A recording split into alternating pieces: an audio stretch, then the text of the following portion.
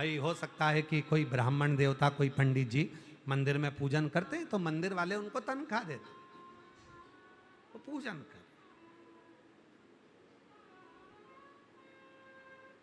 अब तुम सीवन माँ के तट से, आप जो दर्शन कर रहे हो माता सीवन के तट से जल लेकर चले, और माँ सीवन के तट से जब जल लेकर चले हो, माँ सीवन के तट पर जाकर तुमने जो आराधना साधना करी है, और माँ सीवन के तट से तुम जल लेकर जब चले, और चलने के बाद धीरे धीरे धीरे धीरे कुबरेश्वर बाबा के दरवाजे तक पहुंचे, तो तुम्हें तनख्वाह कौन देगा? टिकट लगा के तुम आए, ट्रेन में धक्का खाकर तुम आए, डंडा उठा के तुम चले, लोटा लेके तुम चले, जल भर कर तुम चले, रास्ते भर में खाना भी तुमने खाया, भोजन भी तुमने करा, पानी भी तुमने पिया, चाय भी तुमने पी, और ये सारा खर्चा तुमने जोड़कर एक छोटी सी डायरी में रखो बढ़िया प्रेम से।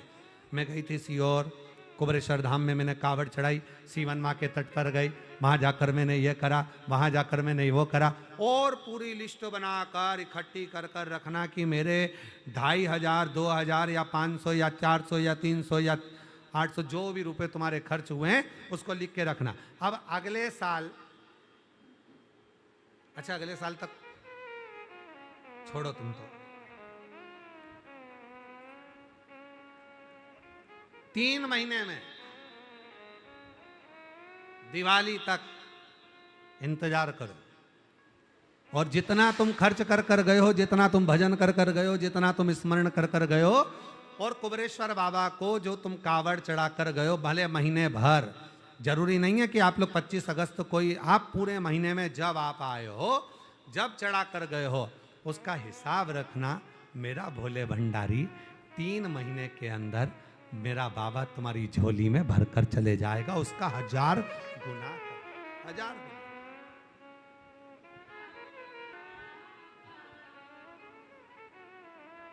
हजार गुना करता है।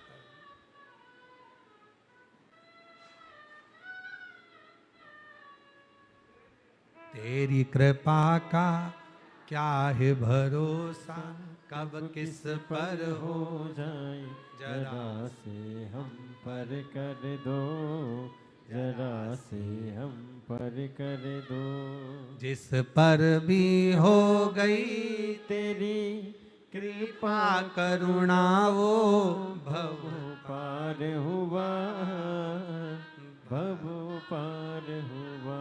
पापी हो चाहे जितना, उसका भी बाबा उद्धार हुआ, उद्धार हुआ। गिद्ध अजामिल गणिका जैसे तेरे मन को भाव, जरा से हम पर कर दो, जरा से हम पर कर दो। तेरी कृपा का क्या है भरोसा, कब किस पर हो जाए, जरा से हम पर कर दो, जरा से हम पर कर दो। ये उसकी कृपा है, उसकी उदारता।